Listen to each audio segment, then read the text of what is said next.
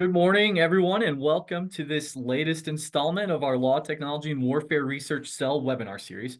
I'm Major Danny Bollier, and today we have with us Mr. Sachin Desai, General Counsel for Helion, who will discuss his thoughts on the commercialization of nuclear fusion and its relevance for geopolitical competition with China. Today is part two of a three-part series on nuclear fusion that we've created with respect to the legal and regulatory aspects of fusion. Next week, as a reminder, we're going to host Mr. Grant Calhoun from Colorado State University to discuss his experience with forming public-private partnerships in the nuclear fusion space. Before we begin, I do want to remind everyone that that all speakers on the LitWork webinar series, including myself, are presenting in their personal capacities, and their comments and views do not represent the views of any governmental entity.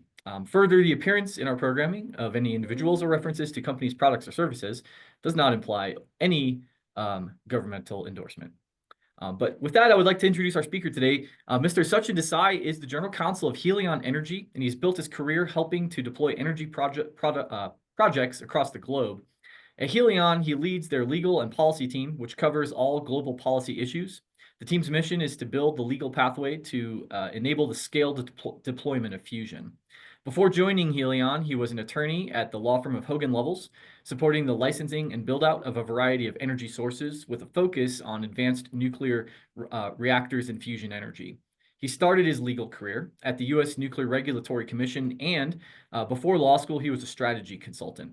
Mr. Desai has a master's degree in aerospace engineering from Cornell University and a law degree from Harvard Law School, where he was also the editor-in-chief of the Harvard Environmental Law Review. So with that, I am pleased to turn it over to Mr. Desai to share his thoughts with us. Sir, the webinar is yours. Thank you very much. And let me know if there's any trouble hearing me or seeing the slides. You sound great and look good so far. Thank you, Dan. Thank you. And I'm excited to have a chance to talk with this group about fusion. Let this be the start of a conversation. If anyone wants to continue this afterwards, consider me a resource. And thank you all for your time. I have some tough shoes to fill filling up on John's great talk, but I will try to do something different, but then also drive home some policy activities that are ongoing right now and policy issues that we're looking at. I am going to mention Helion as an example of a company in certain areas, but I will emphasize what Danny just mentioned, that I'm speaking in a personal capacity. And that allows me also just to share a complete view, or a more complete view of what's going on in this space than what any one company is thinking right now. So what I want to talk about today, a little bit about me, sure, but then moving very quickly from that to talk about, again, an introduction to fusion. I'm going to try to thread the needle of understanding that many of you have seen the last webinar and so have a baseline, but maybe some don't. So I'm going to try to talk about fusion in introductory capacity, but just a little different and going on a little more nuance in a couple areas. Then I want to spend some time talking about China and what China is doing in the fusion space, which I think is a really, really important context for anything about fusion policy and fusion legal work in general. From there, dive into some policy pathways. That can take up a fair amount of time, and so I'll be prepared to stop there if you want to move on to questions. Otherwise, I'm also happy to go into a deeper dive on nuclear regulation, regulation of fusion systems under Part 30, and what that looks like and how we got there. So about me, I have an engineering background, so I like to do things in equations.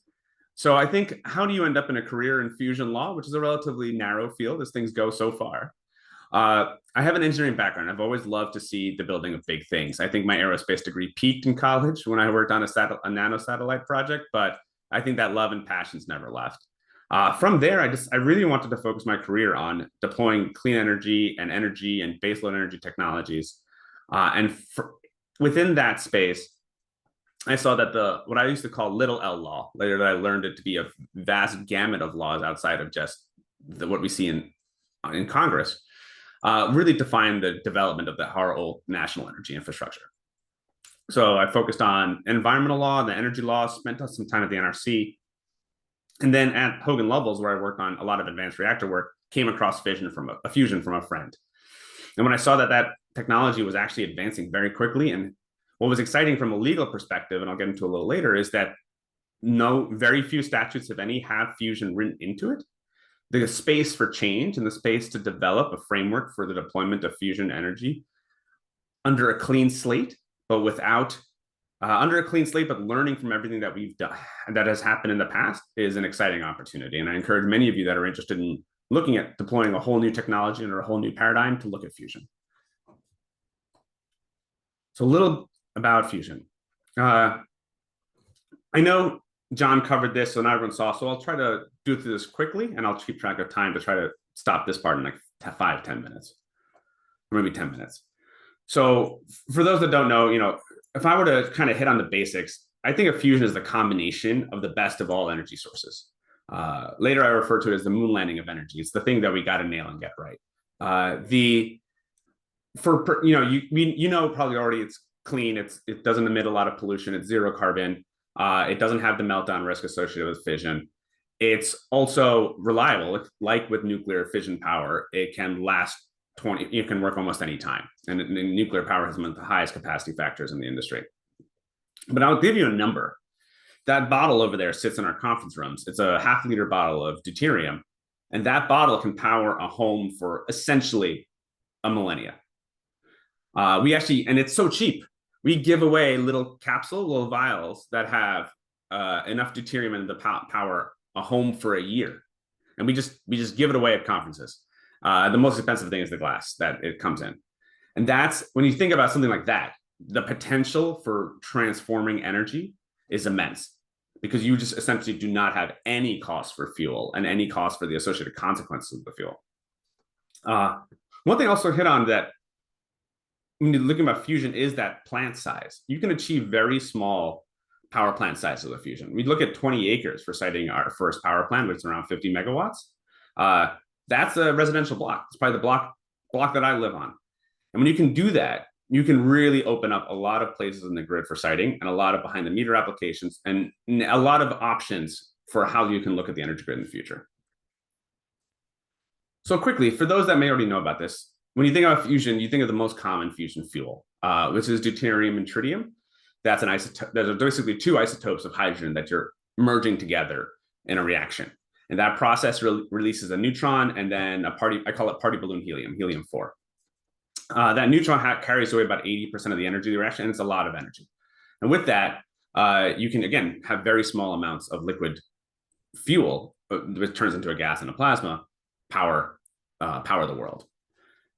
And that's what most of the companies are pursuing. And it's an excellent fuel choice because it's relatively easier to cause fusion to happen with. And if you think of fusion, you may be thinking about the ITER project in France. This is a very large effort going on decades by a multinational, a multi-government effort to build a power generating system, not a power plant, but a system that can produce more power out from fusion than in. And this is pretty much what I would say 98% of the people that know something about fusion know about at this point. But really, in the reality of the space, this is defined by diversity. If that was the one word I were to use to describe the industry today. This is a large chart, which I will not go into detail of, but this is 3 years old and just talks about the first level of fusion, the many, many different approaches that are being pursued from a technical perspective, and then a small smattering of the companies as samples. Now there's at least 2 to 3 times as many companies below on the bottom end of that chart. And the funny thing is that all these companies, actually, even the generators themselves look different. So you have an incredible diversity in this space in terms of actual technical approaches. You also have a diversity in fuels. So deuterium and tritium is the most common fuel, and that's up here. And that produces, again, the neutron and helium. But you have other fuels that you can fuse as well. Deuterium, you can fuse the two of them together. Deuterium helium-3, which I will talk about in a second, is another choice. And then you can go to proton and boron 11. So basically protium and boron 11. I'd say the trend line here is that each one is harder to fuse because it requires higher temperatures of the plasma to reach fusion conditions, but they offer benefits such as deuterium helium-3 and proton boron 11 have much fewer radiological consequences. The impact of fusion compared to other generation sources like fission is immense, the difference in safety case, but you can make that even better by using fuels that don't emit neutrons. You also have, when you look at those variety of approaches, there's also different ways to frame it. And I want to spend a minute or two on just how you can look at the different types of fusion systems out there. There's confinement. I believe John, the last presentation, talked about the 2 most common ways of breaking down fusion. One is magnetic confinement, one is inertial confinement. Magnetic is a tokamak, and inertial is the National Ignition Facility project. in California that achieved ignition with fusion. One focuses, the tokamak focuses on confining a plasma for a long time at low density.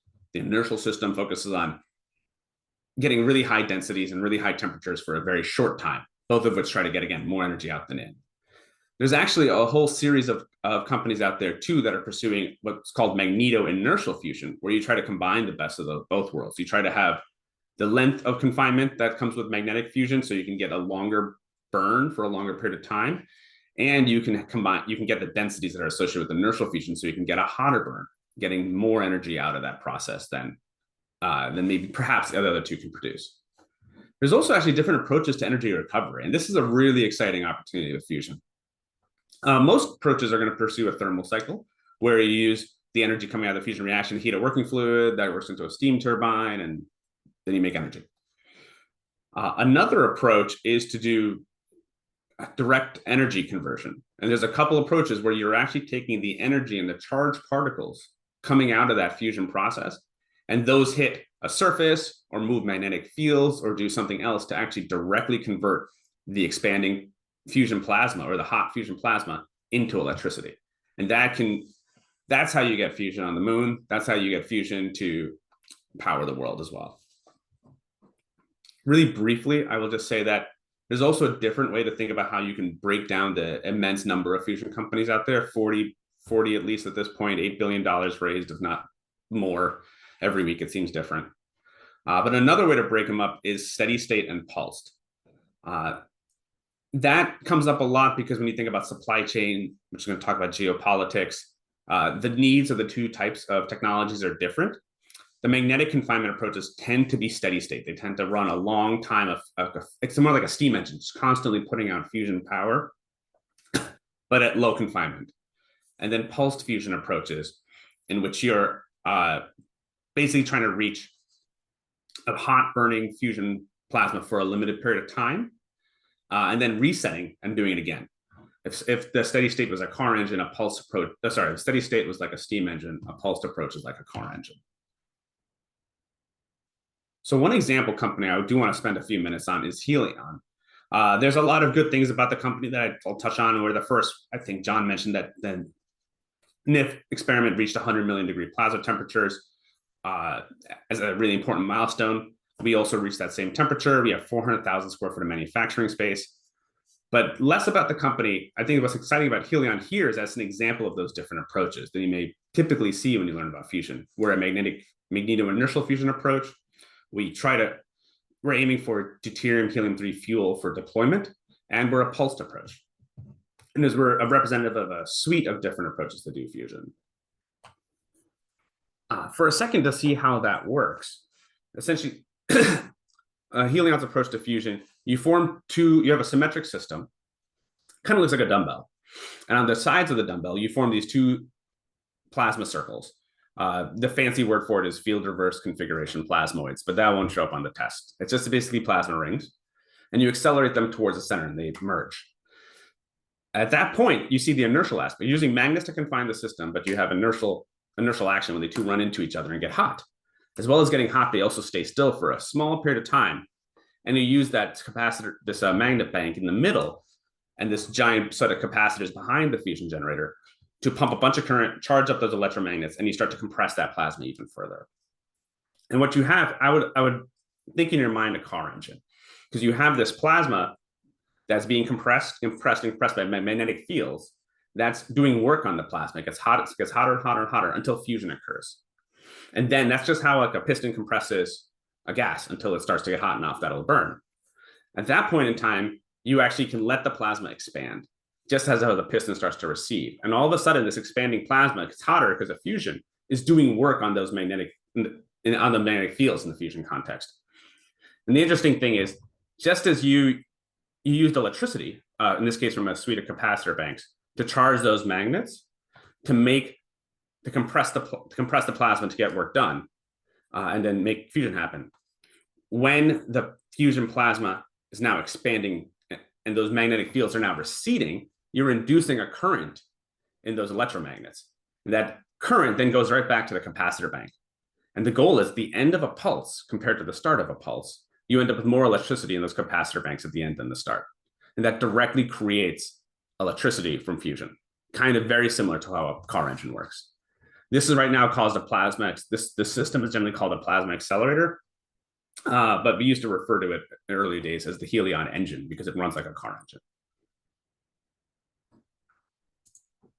See if this works. I'll just really quickly run through this one time so you can see how you form a plasma ring.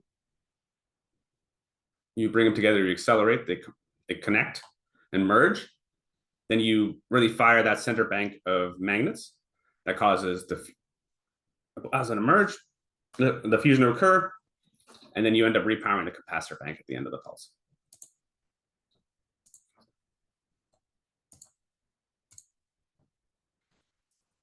So fusion, that's the science of fusion. I think the message I really want to leave you with before we move on to the next section is that fusion has been building. This is a picture of an assembly line we have to make capacitor pallets that are used that go into the Polaris system. I haven't mentioned, we're on our 7th generating prototype, and that the goal of the Polaris system that started initial operations is to demonstrate end-to-end electricity production from fusion. So we have a team of 450 people working on this.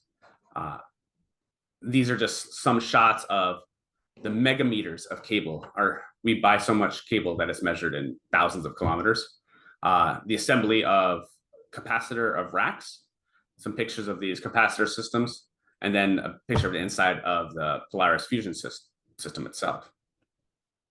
And we're not the only one. I'm just listing 4 other companies, which is a small sample of the companies out there that are all busy building. We have left TA Technologies in California, Zap Energy, which is actually down the street from us. We are based out of Washington State. Commonwealth Fusion Systems, which is building a very large facility in Devens, Massachusetts, and Tokamak Energy in the United Kingdom. I'd love to take any further questions about fusion and what the US companies are doing at any time after this presentation. So that's the US, right? We have, I think as John mentioned, we have kind of right now the innovation lead in fusion. The majority of private sector companies are based here, and we're busy building with thousands of people working in the industry every day. But we're not the only ones. This slide, let's go back to a slide I was shared last time as well, talking about the amount of investment in fusion. You can see this chart this chart can tell you 2 things. The amount of interest in fusion has skyrocketed into the billions of dollars, especially over the past few years. But it also tells you the color coding is the countries that are involved. And it really tells you that this has come down to a race of largely a few countries. Green is the United States, and you can see how we were leading in this space for a long time. And then you see, after this year in particular, the red get bigger and bigger and bigger. And it would have been larger than the green for the last 2 years if it wasn't for us, a new company that's entered the field, Pacific Fusion, which raised nearly $1 billion in 2024 to kind of even the odds. But this is the future. Is the future of fusion going to be in this chart's opinion, red or green? And so China's building too. This is a small sample of articles I pulled just maybe a day or 2 ago. And all of these articles are, a lot of them from this year even, but over the end of last year, this year, just talks about, I think the themes are, there's a huge flurry of new projects in China. I won't read all of these. There's new patents. China's topping the United States in the number of fusion patents that are issued. And there's a clear use of it for national power. I think one here is this one says, China advances nuclear fusion to strengthen comprehensive national power. So that's a direct quote. Another one is, China's weapons scientist is the one saying that fusion power is 6 years away as that program starts to, a program. That scientist is working on a project. Now that project doesn't actually have any necessarily weapons application, but you're seeing that this is being used for national power and power projection. And again, China's been building for a long time. These are just a sampling of, again, projects that are underway in China. The last 2 are quite interesting to call out. This last one, Comprehensive Research Facility for Fusion Technology, CRAFT, is a major effort that's been ongoing for about $1 billion, and it's almost done. And then what's interesting is, and this was like, might have been between the last presentation and this one, was literally a new unknown facility that was discovered. It's about 50%, it's a laser inertial facility. It's about 50% larger than NIF. NIF was designed in the 1990s. So you're looking at something that is going to be far more And for those that don't know, NIF is the National Ignition Facility in California, the one that demonstrated ignition with fusion. But we're looking at a more modern, larger version of NIF. And the interesting thing is it's almost done before we even discovered it exists. So that's how fast they're moving. Just as how in the US, it sounds like there's something new every day in this space, the same thing is now increasingly true at China. And I just added this slide last night because there was a question I remember seeing in another presentation about locking down research or the risk of publication. I just added this slide to note that China is not just building new stuff in fusion, it's building what we're doing. This is a picture of a company called ENN China, which is essentially copied Helion's approach to fusion. They call it Helong, so not even like most of the letters are the same too. And it's just one of a sample of copycat efforts. We have Commonwealth Fusion has had a copycat, TA is a copycat, Pacific Fusion, even though it just started, kind of has already a copycat program going on. And frankly, that's how we know we've made it. If imitation is a form of flattery. And so a lesson here, I think, on that question that was asked last time is it's very important to be transparent, publish, and validate, especially when it's important to justify policy proposals or, maybe you have to justify it to your investors or other things. But we may need to be more careful about our strategy here. So off to that aside, so you see that the US is building and really innovating. And you see that China is building and innovating. As a caveat, everything I want to say about China is I'm referring to the Chinese government, the Chinese people, and all these. Everyone's all the same. But I think I'm really focused on the Chinese government and its efforts as a dictatorship to take over in the fusion space. So where are we? We have the US leading in innovation. We have the Chinese government building and catching up and investing an immense amount of resources right behind us. This is where I think under the current landscape where we're headed, which is the same place as what happened with solar, batteries, and EV, where we invented these technologies, but we do not lead them. Fun fact, we invented those technologies, but now China today produces more electrical vehicles than literally it knows what to do with. They're just sitting around. They own 80% of solar exports. They own half and growing portion of lithium batteries and all the critical minerals that are required for producing lithium batteries. It's essentially they've taken over the industry after we've invented it. And to some extent, this kind of reminds me of this energy race that we're losing right now, kind of reminds me of the space race. Maybe at this point, more the early part of the space race, where Russia got a satellite in space faster than us. They got people in space faster than us. But that doesn't mean it's over, because there's still something more we can do. And I would argue that when we look at fusion and geopolitical competition, the scale deployment of fusion is the moon landing of energy. There's nothing after this, right? We're on to antimatter technology or stuff you see truly in science fiction. Fusion is going to be the last form of energy for at least a decent period of time. But it's hard. And we actually are winning right now in the innovation. So if we can actually deploy, not just invent, because inventing will still lose if you don't actually master deployment. But if we can invent and deploy this technology first, we will stick the moon landing of energy. And then the question I want to get into as I move into policy is, what do we have to do to win that race to the moon?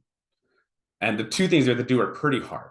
We have to build as fast as China, and we have to deploy as fast as the Chinese government. And so how do we do that? What are some ways from the policy lens that we can start to tackle this problem? The first thing I note before we'll get into the details is that we don't always want to look at the shiny object. So this is a conceptual artist rendering of a fusion power plant. I have to really emphasize the illustrative aspect of this. No one's built a working fusion power plant yet. We don't know what it will look like in the end.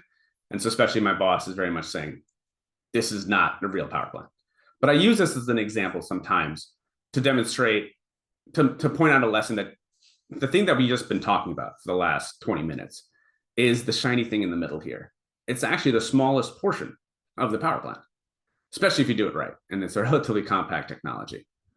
So surrounding this is rows and rows and rows and rows of capacitors, semiconductors, this whole power supply system that powers those magnets to do the amazing things they do with the fusion plasma.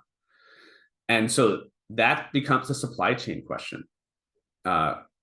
Who builds power electronics in the country these days around the world? I think we know the answer to that. Here you have the tritium management section where we manage the exhaust gases that come out of our process from deuterium helium-3 fuel. You'd end up producing tritium as a byproduct. You'd have store your activated materials here maybe, and a lot of your radiological stuff occurs actually here. So the nuclear regulatory licensing regime is focused not on here as much as on here. Then of course, it's a power plant. There could be water usage. There could be other environmental impacts, and that's represented by this thing over here, which is a chiller. That's your environmental and permitting process. Of course, this thing has to hook up to the grid and interconnect, and that's relatively difficult to do if anyone's following the news these days with AI. So we have the interconnection world. And those are all not the shiny part here, interestingly enough. But that's where the real policy game will be won or lost.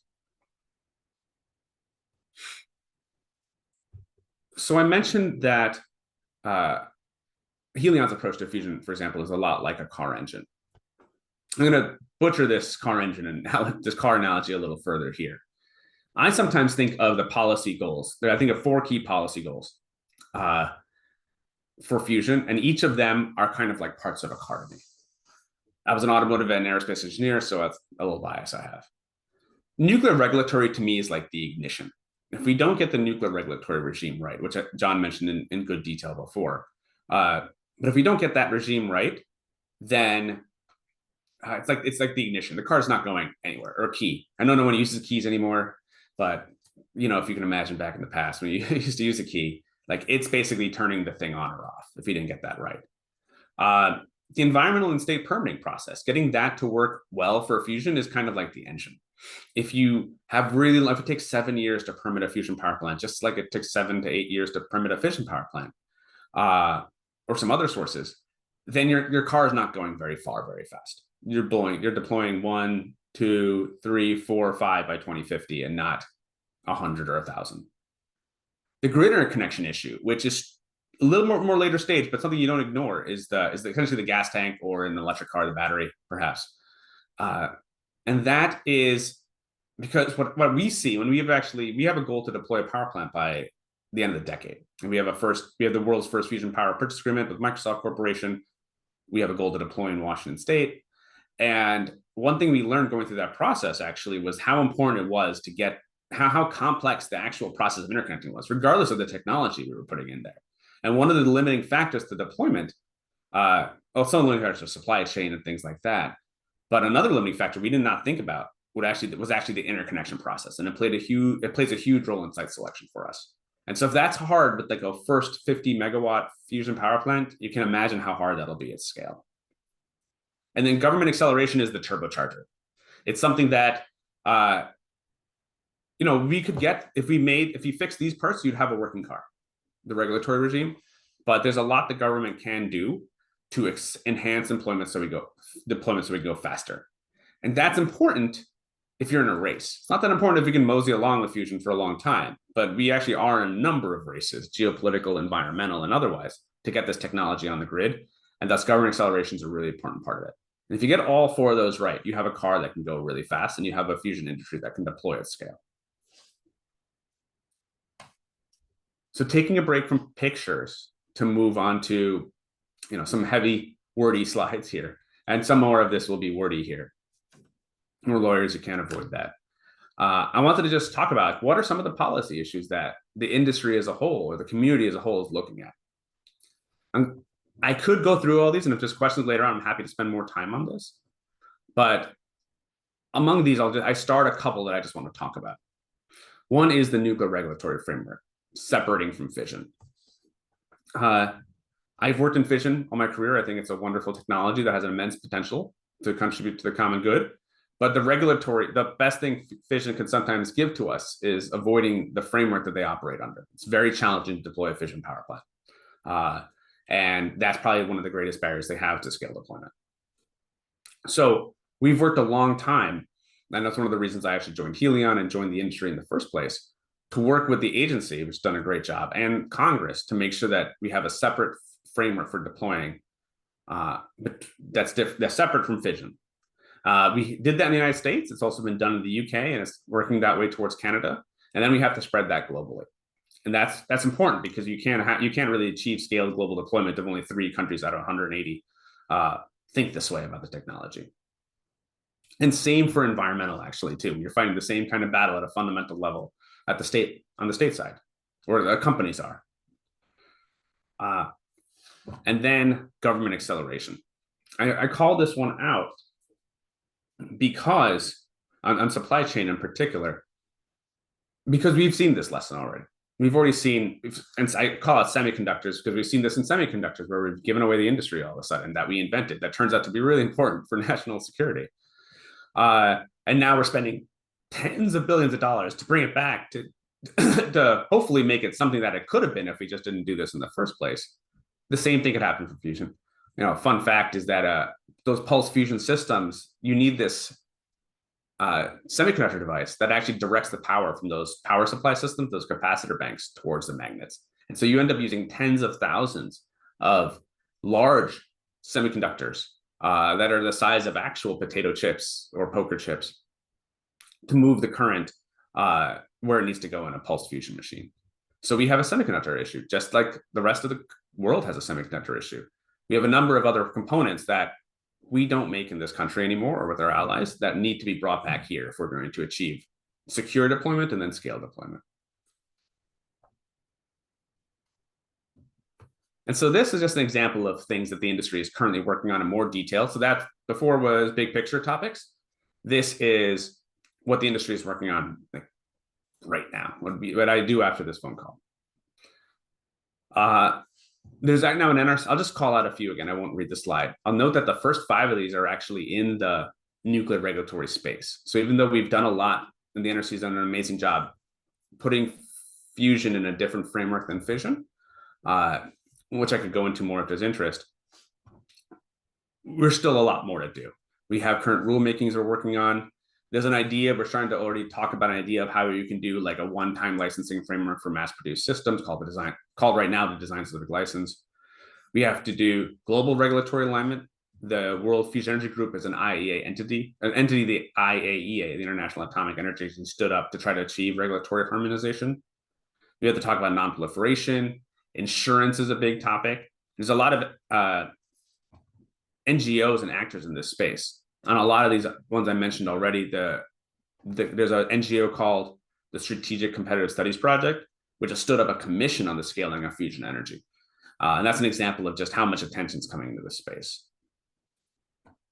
I go into government acceleration.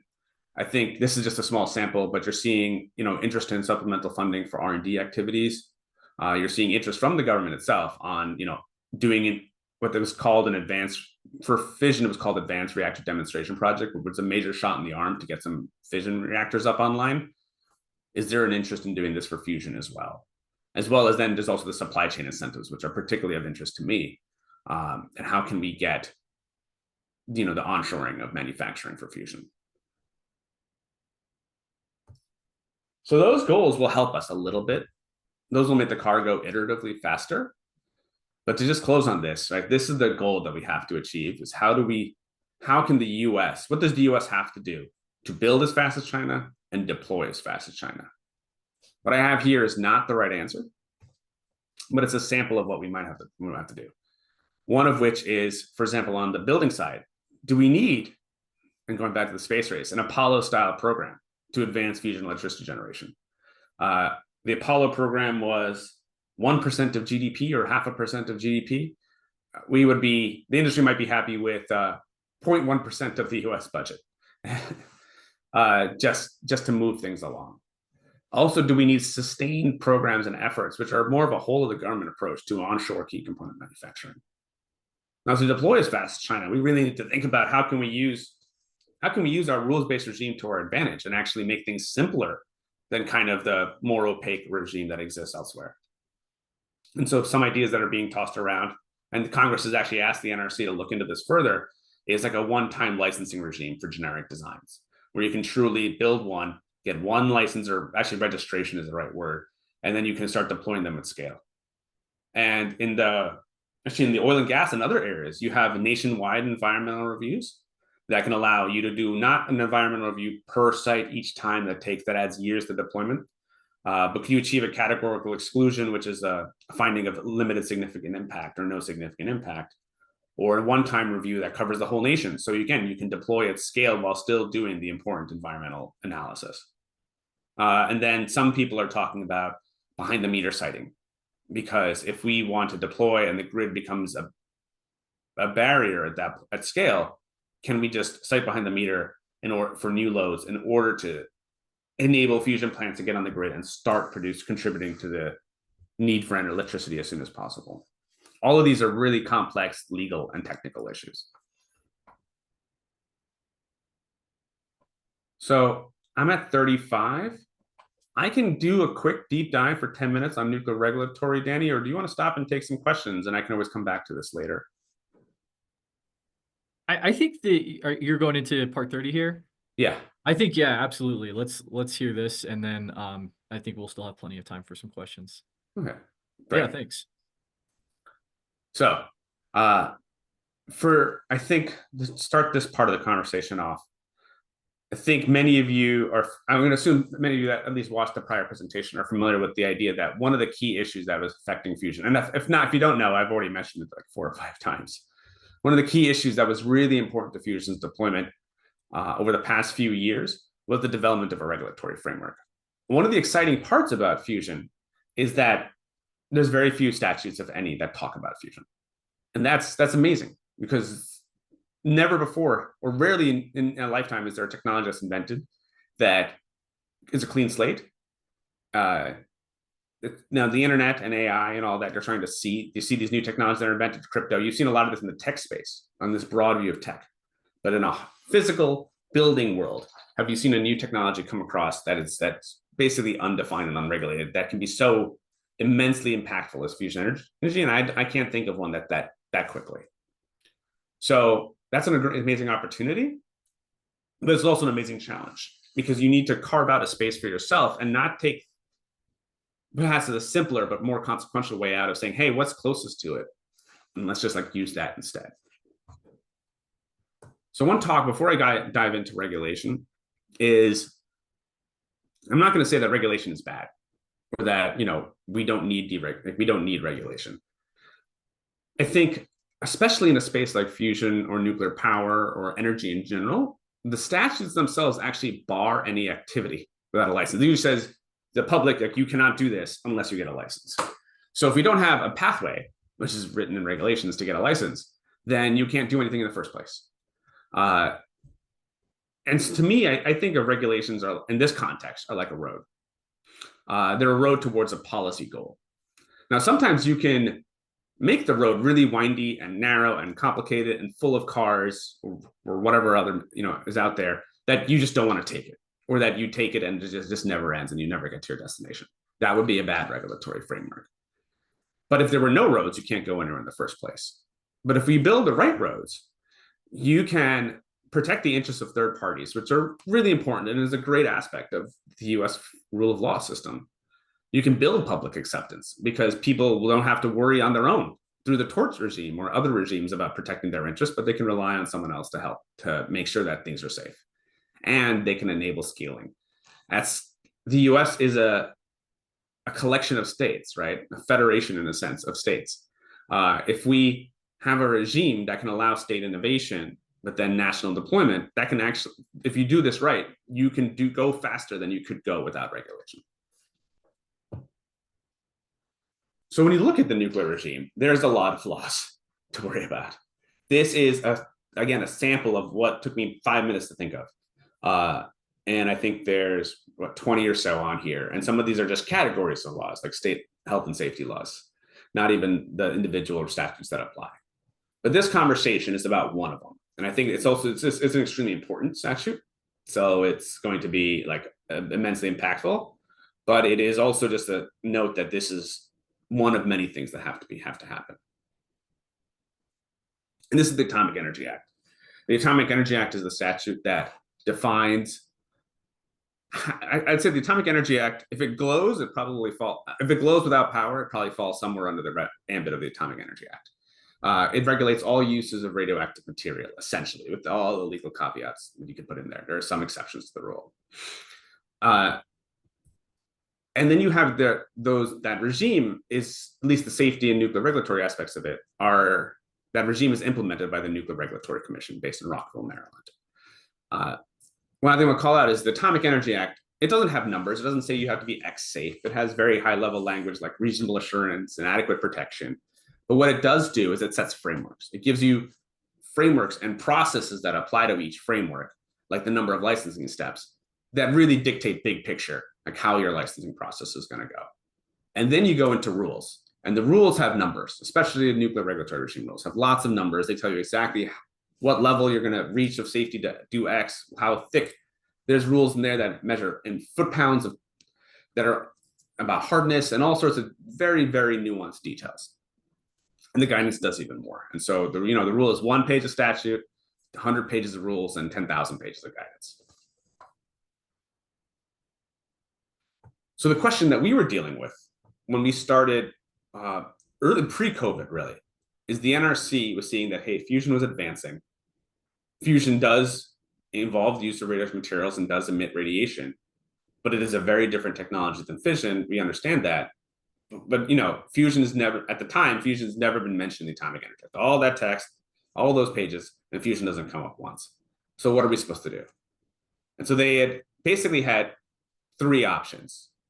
There's a frame that exists actually for particle accelerators, industrial facilities, and everyday uses, so to speak, of radioactive materials called the materials framework or byproduct materials framework. I also call it the industrial facility framework sometimes. And then there's what's the utilization facility framework for those systems that utilize basically uranium or other fissionable material. And that's the reactor framework. Or you could do something else. The gambit's open, and you can always rewrite laws, or there's other frameworks that I could talk about as well. And that was the key question the NRC was dealing with. And what that needed was a technical and legal evaluation. Now, I could spend a lot more than the next 3 minutes on how that looks, but to really just kind of summarize what the industry and the community did to get us from a world of not knowing how to go forward as an industry, because that itself is an unacceptable answer, to getting in a framework, that the materials framework, which we believe makes a lot of sense and is truly enabling for this industry to move forward. It required a techno-legal argument. So there's a technical aspect and a legal aspect that the lawyers actually played a large role in both. The first is, can you make the pitch that fusion is not a reactor and fusion is something that's very different? And so we scoured for a period of time, like what technologies are most comparable to fusion from a technical risk perspective. And we found particle accelerators. So a fusion device, what are the risks associated with fusion systems? One is they emit neutron and photon radiation. You have the neutrons that we're talking about for the DT fusion that'll come out of the process. You don't have a meltdown, you don't have a chain reaction, but as long as you're applying those magnetic fields and putting energy in the system, you can get those neutrons out. Those neutrons will hit things and turn them into activated material, which is radioactive, or you'll be using tritium, which itself is a radioactive material. And so you have those process fuel and the exhaust materials and activated shielding. Funny thing is, if you look at this is a picture, I think, of the Stanford Linear Accelerator. And if you look at this, above it is a picture of a medical cyclotron for producing medical isotopes. They have the same exact problems. And in fact, we spent some time talking to the radiation safety leaders of those organizations, and the way they think about safety is the exact same way we think about safety from a fundamental perspective. And so we submitted to the regulator and spent a lot of time talking about how fusion machines are a lot like particle accelerators. And then there's a legal case, because at the end of the day, it has to fit in somewhere. Otherwise, the Office of General Counsel won't sign off. And so the legal side of this was scouring again. So what is the legal definition of a particle accelerator? And so we found some in the Energy Policy Act and, of course, in NRC regulations. I actually like the version that's in the Energy Policy Act and regulations because it's more fundamental. And it talks about how a particle accelerator is a device that imparts kinetic energy to subatomic particles by increasing their speed through electromagnetic interactions. It's a lot of words, a lot of big words, but essentially it says imparts kinetic energy. That's another word for raising temperature to subatomic particles. That's the ions that are involved in fusion through electromagnetic interactions. That's magnets, lasers, and everything that fusion systems use. And so we're able to communicate to the agency successfully that fusion machines and fusion generators are legally and technically like particle accelerators, which are regulated under the materials framework. And the result is we did public engagement, 19 plus, probably at this point, 20 plus meetings to discuss the potential hazards. There's a big commission meeting with the NRC Commission in November of 22. That's me there in that meeting. As you can tell by the many empty chairs behind it, it was not a well-attended meeting, but it was important for a small collection of people that were paying attention to this issue. And then the commission a year later made a decision that fusion systems or fusion machines are not nuclear reactors, and they would regulate under the bipartisan material framework. And they made that technical and legal decision. With that, Congress was able to move ahead, and as part of the ADVANCE Act, which is the large nuclear regulatory bill, had a section that codified fusions in that non-reactor materials framework. And this is a little more crowded room, whereas here's President Biden signing it. I was not in that room this time. This is mostly fission folks, because most of the bill was about fission, but that was an incredibly important event for us as well, and really showed how you can make the technical legal case and work through until you get to a statutory solution.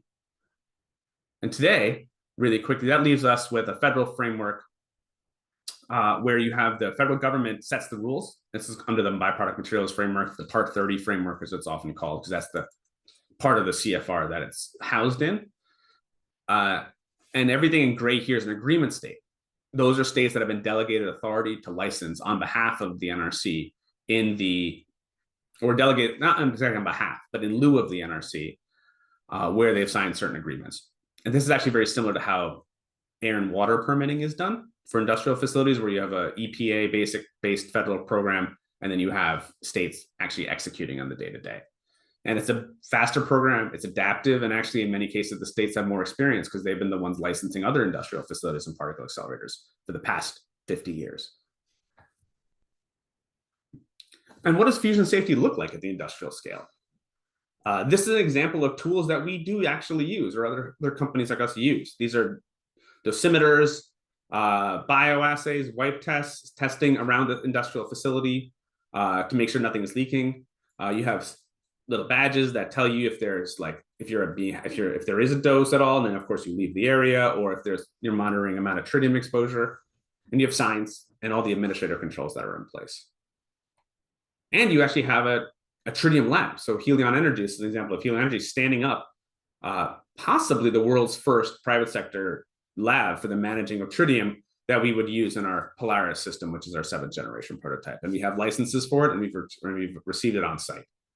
That is one thing I'll just call out here is one really exciting part about what the benefit of that industrial facility regime is that lets us iterate.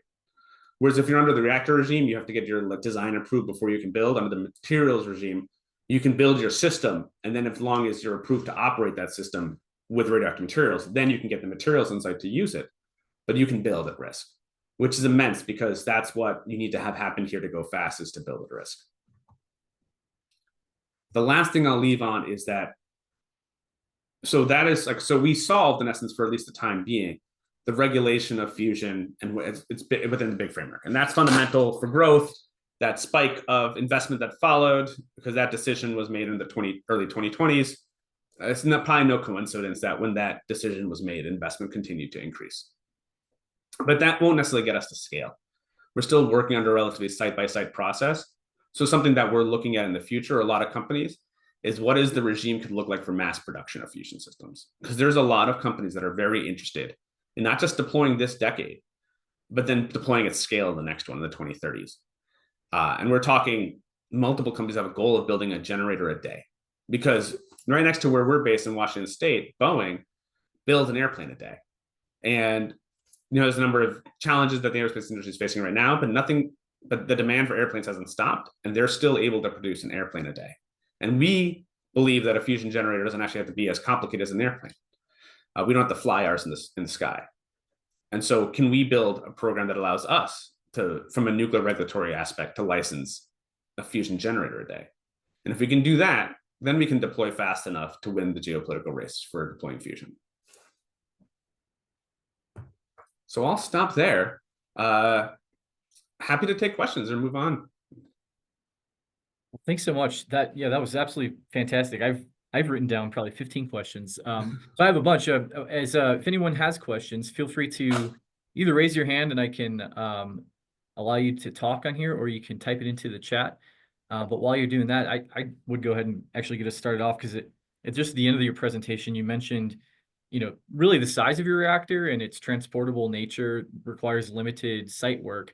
And something that, I think about when I hear that is, from the, uniformed perspective is, we have in the Air Force this operational concept of agile combat employment, where, in order to project power throughout the world, specifically into the Pacific and into, potentially denied environments, one way that we might try to ensure survivability of our forces to endure through a fight would be to, sort of diverse, to spread them out into what otherwise might be these austere locations. And that creates a number of challenges in terms of communications, especially logistics and fuel. So I'm interested, is this something that would be able to be transported at some point on, a C-17 or two, and how much kind of site work are you talking about if you wanted to take a relatively austere location and be able to generate essentially unlimited power from that? Right. Thank you. Again, I'll be answering in the context of an individual, not the company, maybe speaking for what the industry can do. And I think, leaving outside of the military application, let's say if you just need to site in an austere location for dealing with a national emergency, or that's where people are located and you need to serve the load. There's a couple things that make fusion much simpler, and tell me if I'm not answering the question, and smaller for siting. One is you don't need those emergency systems. You have the benefit of fission with its density, right? That if a half-liter bottle of water can power a home for a millennia, you're talking, those just barrels to power, a generator, a commercial generator for a year. So you can achieve immense fuel on site, reliability. And since there is no meltdown risk or chain reaction, most of the mass that goes into a fission reactor is those emergency systems, right? That giant shield walls for an emergency, the whole like secondary and tertiary pump system is for emergencies. If you don't need those because your system stops as soon as you stop anything, as soon as the slightest thing goes wrong, the fusion reaction stops, which is half the problem. You can really achieve a world where that generator itself is so small. Now, for our approach or other approaches, like you have other things that'll take some time, like the capacitor banks. But those capacitor banks are relatively easy to install. Like one thing we've gotten very good at is building data centers in this country, and it's no different than a data center, except the voltage coming out of it is way higher, and the materials cost way less. So you could see a world where you wouldn't be one C-17 that would house this, but you could talk about rapid deployment because you'd have a series of shipping containers or things that could fly shipping containers moving a generator there. And then the site work is extremely limited. I mean, the building that we're building Polaris in is a tilt-up commercial building. There's no nuclear qualified anything. It was just a building. Yeah, thanks. I have to imagine, as I was thinking, as you're thinking about your answer, the footprint and the safety aspects would likely help us with in terms of getting international agreements to actually set these things up. That is right. If needed. Yeah. That's right. Another question I had, you've talked a lot about the deuterium and how you would source that right from seawater. How would you source the helium-3 or tritium, for the other side of the reaction? Yeah, let me see. Is it possible for me to go? And sorry, I just unshared your screen to make it bigger again. But good. No, there's no problem at all. Yeah. Let me see if it's even worth it. I might just share for 2 seconds if I can. And here it is. Tell me if you can't see it. This is the slide on diversity in fuels. I'll do this just to call out that there is. No, I can't. Can't see it. Sorry, I had. Wonder if I can.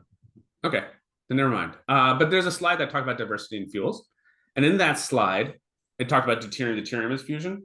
So deuterium, when you fuse those two together, it's a little harder to fuse deuterium than it is to fuse deuterium-tritium, but not as hard as the other ones. You actually get two products out of it. You don't get a lot of energy. It's not actually very useful for the production of energy, but you get tritium half the time, and you get helium half the time, helium-3 half the time. Huh. And the interesting is the tritium, after 12 years, half of it happens to decay into helium-3. And so You have a short and long term fuel cycle. So, what one world could be if you were using helium-3 in fusion is you have a DD generator fuel cycle machine that's just producing tritium and helium-3. And you take the helium-3, you store it in a sealed source for a long period of time until it decays out, like wine bottles. And it just decays out for a while or reaches bright maturity. And you take out the helium-3. And you have a near term source and a long term source. As well, the generator itself produces a fair amount of helium-3 on its own. If you have deuterium helium-3 fusion, let's say you have equal percentages, half the time the deuterium is smacking into a helium-3, and half the time the deuterium is smacking into deuterium. And so it is actually producing its own helium-3 in process. And then we have a patent on a way you could do that to achieve parity, where you're actually producing as much helium-3 as you're consuming and still being net energy positive. I think that's a long-term goal that's very achievable. And how would you so somehow you'd have to be able to extract those, Oh, yes. And right? so the extraction was so like the funny thing is, again, the lesson from before, a lot of the work is not in the shiny part, right? So a big effort that Helion's undertaking and a number of companies have undertaken is the building out the fuel cycle management system. So in this case, it's the exhaust processing, where we have these stacks and these systems, which are actually quite small. The picture I showed before of that Tritium lab, a similar system like that could probably handle a 50 megawatt generator. But its job is to separate. You have this gas, this out exhaust gas. It's like kind of like a catalytic converter to kill that car analogy. Beat that down further. You separate out the oxygen and everything else that you don't need. You're stuck with then just helium and hydrogen, and then you can like separate those two, and then you separate the helium-4 from the helium-3, and then you end up with helium-3. And you can do that real time, or you could like store in a bottle, take it to a facility, and then do that as separation. Okay, yeah. And you talked a little bit about this. You mentioned some potential export or proliferation concerns, and something that was with the deuterium tritium reaction, you're going to have a kind of neutron emitted, tritium itself being radioactive, and then the neutron being able to potentially interact with other materials and radiate them. Is there what concerns do you see here, or what would you want out of the government maybe to put some sort of restrictions in place on this, or improve safety of this type of interaction? I think the first thing I would say is there is actually articles on this. We've written an article on fusion and non-proliferation, and I can share the link with you later if you want to pass it along. Oh yeah, absolutely, please, yeah. The first thing is to first realize that we are still a couple years, despite our ambitious goals, we're still a couple years from deploying, and even those deployments are still 1 or 2 or 3. So while we should absolutely be worried and thinking about these topics and getting ahead of them, there is some time. And so the first 20, 30 nuclear power plants are not a proliferation risk, because there'll be more eyes on that thing than there would be in any other regime. But when you think about scale, like what are examples? Fusion isn't written into a lot of the IEA statutes or the other regimes, and that's an opportunity, because we can take the lessons learned from where that regime has failed, both on the safety front and on the deployment front, because that IEA regime has really been crippling for deployment too. How can you, if done wrong, like how can you have the best of both worlds? And so a way to do that is to look at analogies. So particle accelerators, go back to that. There are regimes that actually there are regimes that exist where the IEA, the International Atomic Energy Agency, goes in and inspects spallation neutron sources, which are these big particle accelerators that their job is to create neutrons, just to make sure everything is going okay. And it's a whole regime. An example of that regime is complementary access. There are also export controls that already exist. And so there's a lot that we can learn from how we regulate, again, particle accelerators, and the ones that may share similarities here. How can we apply that to fusion and scale that up, create a regime that makes sense, that allows deployment but still ensures safety, learning from what we've seen in other spaces but not copying them outright. All right, thank you. Well, thanks so much. Really enlightening. We've all learned a lot, I'm sure. There was a couple of people messaging me asking for a copy of the slides. Do you mind if I send them out? Let me just run it through, but I don't think I'll have a problem. Let me know, and if anybody wants a copy, just shoot me an email, and if we can, I'll share them with you. Okay. Thanks so much, Mr. Desai. That was really a fantastic presentation. I look forward to continuing to share this more and continue this discussion. Um, Reminder for everyone that's on attendance or might be watching this later, we do have another Fusion webinar next week where we're going to have Mr. Grant Calhoun, like I said, talking about public-private partnerships. He's at Colorado State University where they have a laser laboratory and they've a new partnership with Marvel Fusion, a German company. And it'd be interesting to talk about that. I know in my own experience as a JAG, I've been asked at different assignments, how do we create a cooperative research, agreement so that we can, help industry develop their technologies and then benefit from them. So I'm looking forward to that presentation. I hope to see you all there. Thank you again, Mr. Desai. Really appreciate it so much. And I'm going to go ahead and sign off now. I'm amazed we started exactly on time. We are ending exactly on time. So, and if people have other questions, I'm happy to take them at any point. Absolutely. Well, thanks so much. Thank you all. Have a great day.